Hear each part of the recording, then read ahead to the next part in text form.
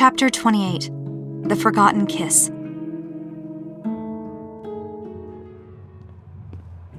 Virginia paced back and forth in her bedroom. She stopped by the edge of her bed, sat down, and fell back on the comforter. "What's going on out there?" she grunted. She stared at the ceiling. Is the conversation still even taking place tonight? She sat up. "I can't stand this anymore.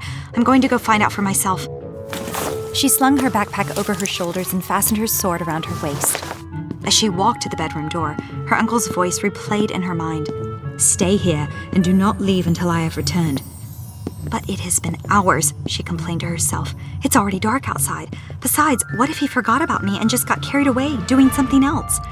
As she reached out to grab the doorknob, she felt Andrew's words tugging at her heart again. "I'm just going out for a quick second, and then I'll be right back," she assured herself. She opened the door and peeked outside, looking this way and that down the hall. No one or nothing was in sight except for the torches on the side of the wall illuminating the hallway. She moved fast, running lightly down the hallway towards the spiral staircase. She opened the door to the stairway and closed it quickly behind her. Like a ninja, she tiptoed down the stairs as swiftly and quietly as possible. She heard the door open at the bottom of the stairs, a floor below her. The sound of voices and footsteps made their way up to her. Instantly, she changed her tactics and ran up the stairs. The voices behind her did not seem to fade away. Like an invisible hand, they kept forcing her to continue up the stairs. "Good grief," she whispered to herself. "Where are they going?" "Is someone up there?" shouted one of the voices. Like lightning, Virginia charged up the stairs. "Oh, they're going to find me." "Hello?" echoed a faint voice down the stairs. Virginia reached the top of the tower and pushed open the door, shutting it quickly, yet gently, behind her. "What are you doing up here?" asked a voice behind her. Virginia gasped and spun around. Standing before her was Charles, arms crossed and his foot tapping on the ground, wearing a smirk on his face.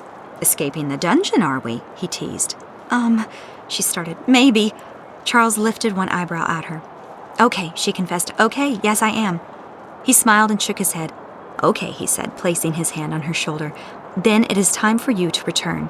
She placed her hand on top of his. "Oh no, please. I'm begging you, Charles. I've been cooped up in that room ever since this afternoon. I feel like I'm suffocating in there. The walls are starting to move in on me." "The walls are starting to move in on you?" "Yes, they do that once you've been in there as long as I have." "All the same, your uncle made it very clear that you were to stay in there until he returned to get you. And I promise if you go back, the walls will not squish you." "Please, Charles, please. Just let me breathe the night air for just 5 minutes before I go back, just to help my sanity." Charles studied her face briefly and then pulled his hand off her shoulder. 5 minutes, and you stay up here with me, within eyesight." She smiled. "Oh, deal." "Thank you."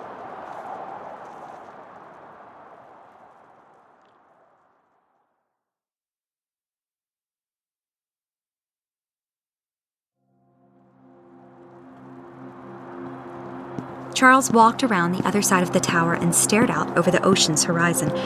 There were no lit torches at the top of the tower. However, the lunate moon provided enough light to see. She walked over and stood beside him, leaning against the wall, looking out over the sea. The waters carried a perfect mirror reflection of the stars and moon of the night. But far out over the horizon was a dark cloud that slowly crept towards them and soon would cover up the lights of the sky. "So, what are you doing up here?" she asked. "Watching the skies," he said. "If there is any activity, I am to alert the city by striking the warning bell." "Where's the warning bell?" Charles pointed above them, and there at the head of the tower was a dome roof, suspended by 5 pillars, very similar to the one at the clock tower of Mason High, and inside was a large bell. "Oh, okay," she said. "Why do you watch the sky? Are there other people or threatening things in this world that can fly, other than you and the other people here?" Charles kept his gaze out on the horizon. "There are, but only in the rarest times do we see them." "Like what?" she teased. "Vampires or something?" He turned to look at her. "Yes, but we rarely see them." Virginia looked side to side for a moment. "Wait, what?" Charles looked at her. "You don't have to worry. They've been spotted on only the rarest of occasions." "No, wait. You mean to tell me that there are vampires here too?" "Here in the city we call them the Abomination, but the tribes in the woods of Earthstars call them the Nightwings. They were once men of purity until they took the oath of the darkness and drank the blood of the pig and the goat.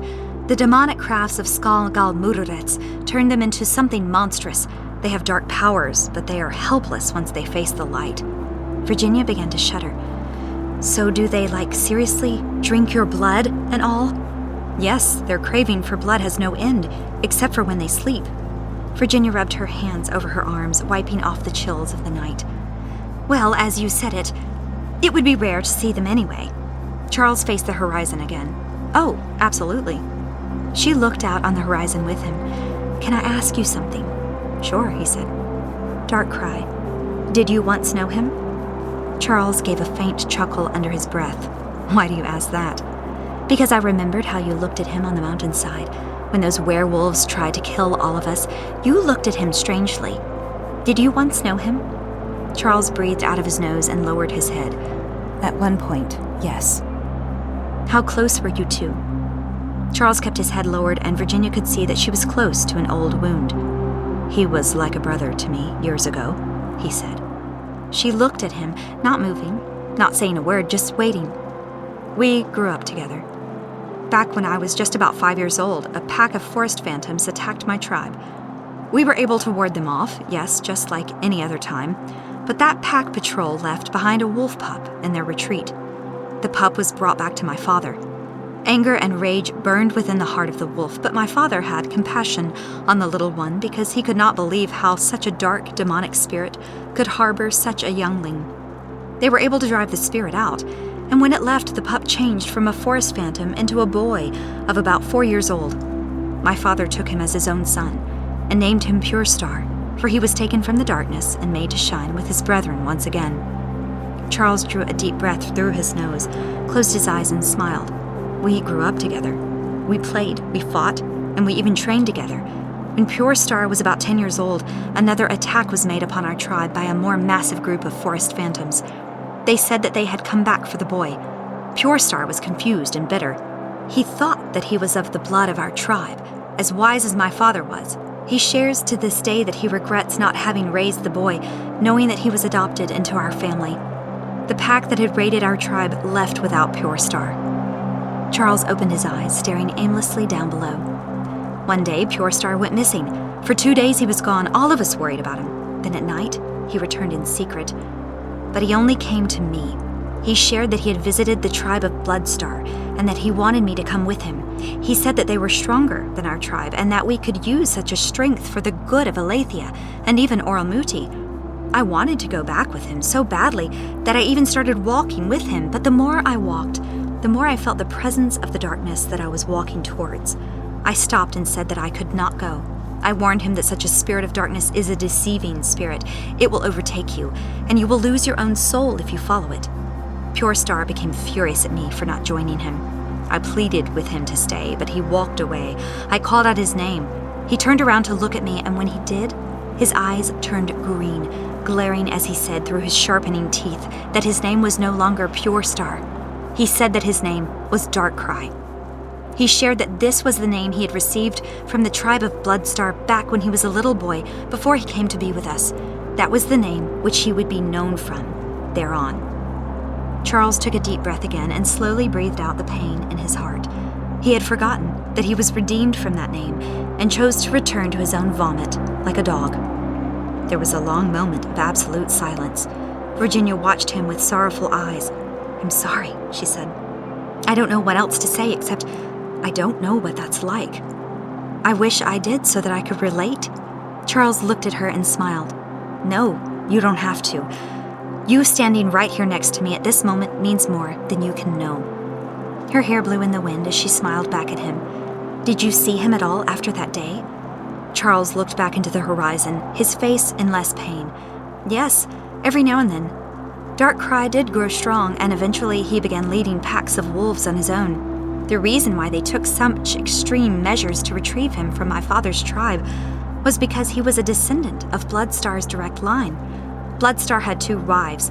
Dark Cry is a descendant of one of his wives, making him a prince of his own kingdom. Years later, there were different assignments that my father sent me on throughout the southern woods of Earthstars, missions to help protect the innocent villages and tribes that the wolves of Bloodstar tried to raid. Dark Cry led many of those violent assaults, so yes, We continued to see and fight against each other many times throughout the years. He turned to look at her. That poem I gave you was written while I was being hunted by him and his pack, actually. It was, she asked. Yes, a very hard time in my life, but Oral Moody sustained me through it, even in my own arrogance. I turned back to him, and he granted me victory over the darkness. Do you hate Darkrai? She asked. Charles paused for a moment, and then shook his head. No, I don't hate him. I was angry at the choice he made, yes, but I do not hate him. I just pray that he... Virginia looked at him softly. That he what? Charles closed his eyes. That he just returns to the light again. He thinks he's being treated like a prince, but in reality, he's treated lower than dirt. He thinks that he has found love with Aniatha. He thinks that he has found power in the darkness, but in all reality, he is burying himself alive. He's so full of hate and bitterness that he's no longer the same person. It would take nothing short of a miracle to bring him back now, and it is only by Oral Moody that such miracles can be performed. So, you believe that there is even hope for him? She asked. Charles smiled and looked at her. Did the sun rise this morning, Virginia? Yes. His smile grew bigger. Then there is always hope. So you base your hope upon the sun? She asked. He looked out at the ocean. No, I base my hope upon Oral Moody. The sun stands as a sign of hope. As long as it continues to rise in the east, it will always be a reminder of hope. He looked at her. And that's what shines with the dawn, Virginia. She smiled at him. They both turned their heads, gazing at the evening horizon.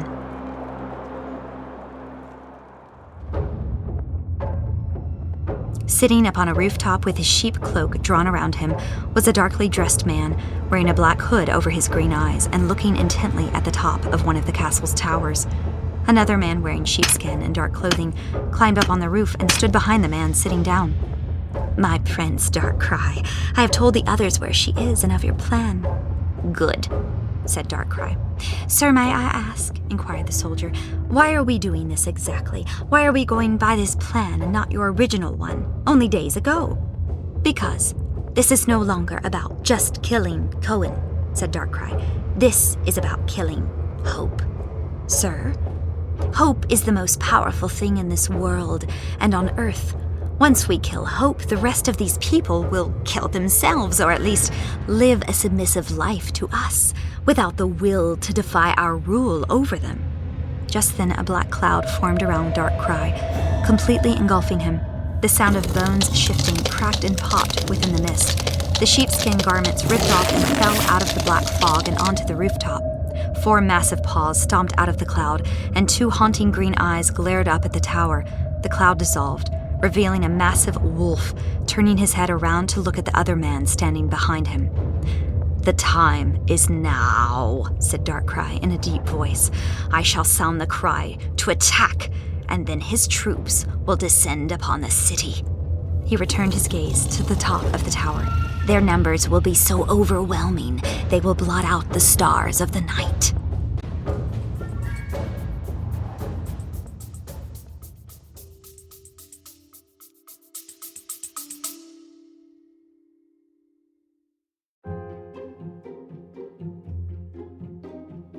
Hey everyone, we'll get right back to the episode in just a minute, but first, I wanted to talk to you about early access.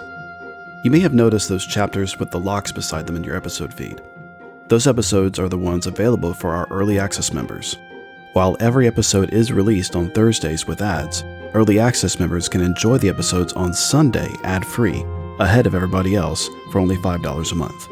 Not only this, but your $5 contribution to the show helps with supporting the channel and the podcast creation of book number 2.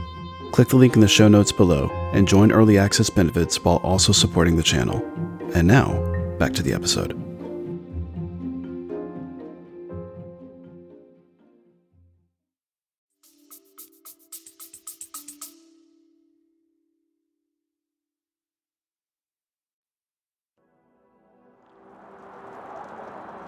Virginia looked at Charles out of the corner of her eye and smiled slightly as a thought came to her mind.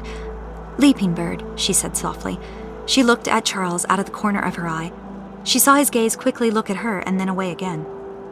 That name means more to you than you'd like to reveal, doesn't it? She inquired. Am I right? Charles took a deep breath through his nose and continued to stare into the distance. She turned around and leaned her back against the stone wall. You know what has had me thinking more on this journey of discovery than anything else, Charles? And what's that? He asked. She moved in closer and almost whispered into his ear. You. Charles took another deep breath and stood up straight, placing his palms on the top of the wall. It's true, she said. I've talked with Daniel during our sessions together. She stood up from leaning against the wall, and he has told me a lot. Charles stood still, pretending to be focused on the distance. And just what has he told you? He told me more about Burning Eagle and Cohen, she said. Look at me. Charles remained focused on a distant space. He also told me in particular about Burning Eagle's 2 sons, she said, and some very interesting details about the royal bloodline of Leaping Bird. Charles remained silent, looking far into the distance, but Virginia stepped closer to him. You're quite the interesting person, Charles. You know that? She moved closer to him. You're a man full of secrets, and I have been trying to discover those secrets kept in your heart ever since I met you. She stepped closer. But I honestly think you are running out of room to hide from me. She took one final step and stood inches from him. I'm tired of trying to figure out who I am. She brushed her hand up the side of his strong arm, making her way toward his shoulder. I know who you are. She trailed her hand across his shoulder. And I think you're more a part of this story than you would like to share. She led her hand up to the side of his face. Gently, she turned his head back towards hers. Their eyes met. End my turmoil, Soaring Eagle, she said softly. Tell me who you are. Let me hear it from your own lips. She slid her hand back behind his head, her fingers going into his hair. She gently pulled him closer to her. Is this okay? She felt that her hand was no longer guiding him, as he began to draw close all on his own. His eyes slowly began to close. His head began to lean slightly. Virginia closed her eyes and leaned in closer to him. Is this okay? Who are you? She felt his strong hand gently hold the side of her face. Her body became lighter than air. She could not tell if her feet were on the ground. She waited. Is this okay? She felt 2 fingers rest upon her lips. She opened her eyes and saw Charles tightly closing his eyes and lowering his face to the ground. I'm sorry, he said softly. I'm sorry. He took a step back. We can't. Questions raced through her mind. Fear, regret. What happened? What did I do? I'm sorry. Charles held up his hand and shook his head. No, it's not you at all. It's what? Do you not want to kiss me? Charles opened his eyes. His face melted as he looked at her. Do you have any idea how badly I want to? In your studies, has Daniel told you about the prophesied kiss? My uncle told me some earlier today, yes. But what does it matter? If there is a kiss prophesied, then shouldn't we kiss? Charles lowered his head. Yes, but there's more to that kiss than you know. It'll make a lot more sense when you do. Why? It's just a kiss. It's never just a kiss, Virginia. Never. Something powerful always happens in a kiss. If the prophecy is true, then we cannot risk this kiss beyond its set time. What do you mean? Why? Daniel can explain it better than I can. You need to ask him. But I want you to tell me. Please, Charles, don't make it perfect. Just tell me. Don't let this continue to torment me any longer. For a long moment, Charles just stood staring at her. He took a deep breath and was about to say something when suddenly a haunting wolf howl cried out into the night behind them. Charles turned around and looked towards the south. He walked to the far side of the tower. An old, buried anxiety began to surface on Virginia's face. Her heart started beating in fear, and her breathing exhaled in worry. What was that? Charles looked back at Virginia. His eyes were sharp. It's him. The dark clouds above crawled over the moonlight. Half of the sky was shielded while the other half was left open for the stars to shine. At that very moment, Virginia heard the most haunting sound in all her journeys in Aletheia. Above them, hidden in the darkness of the clouds, echoed a shrilling, hissing sound that ran chills down her spine and sounded like 1,000 snakes in the sky. Charles, she called out. What is that? A fire ignited a few feet in front of her, and in its illumination, she could see Charles's face and bodily outline more clearly as he held a torch in his hand. He ran around the head of the tower, lighting all the torches mounted along the side of the wall. Upon completing his cycle around the head, he placed the torch back on its wall mount and ran back to the south side of the tower. Virginia ran to him. Charles, what's going on? Charles grabbed onto the first of a series of large spikes anchored in the wall, but looked like hand and foot railing for a ladder. He began to climb up toward the bell, but not before Virginia caught him by the arm. "Charles," she exclaimed, "what is that sound? What is going on?" Charles brushed her hands off his arm. "Stay right here and remain close to the ground. I'll be right back for you. Stay here." He quickly climbed up the anchored steps and inside the bell dome. Within seconds, Virginia could hear him smashing something against the bell, emitting the loudest, ringing sound that echoed throughout the whole mountain region. At that moment, the creatures in the sky began to screech and shriek in turmoil. Virginia dropped to the ground and covered her ears. The thousands of screeches grew louder and louder, so much so that they pierced through her hands. She began to yell in aching pain. She looked up and saw shadows darting out of the sky toward the city. 2 feet landed right in front of her. 2 hands reached down and picked her up by her arms. She saw Charles holding onto her. She tried to read his lips as he spoke to her.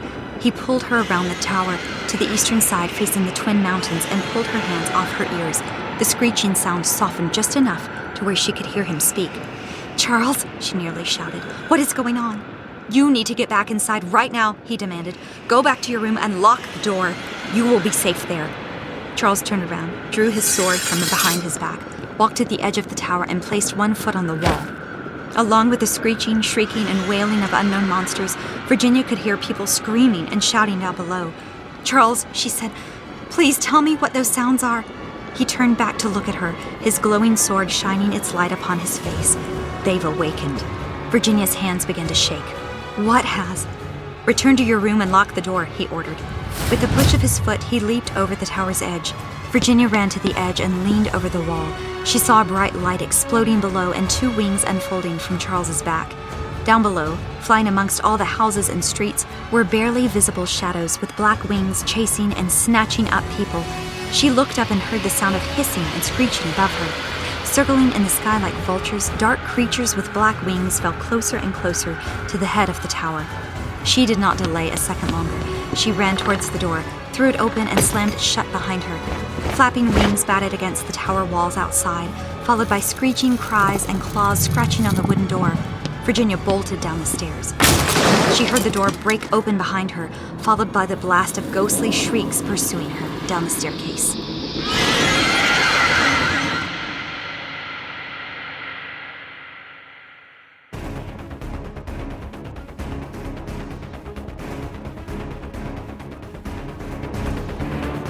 This is the end of Chapter 28.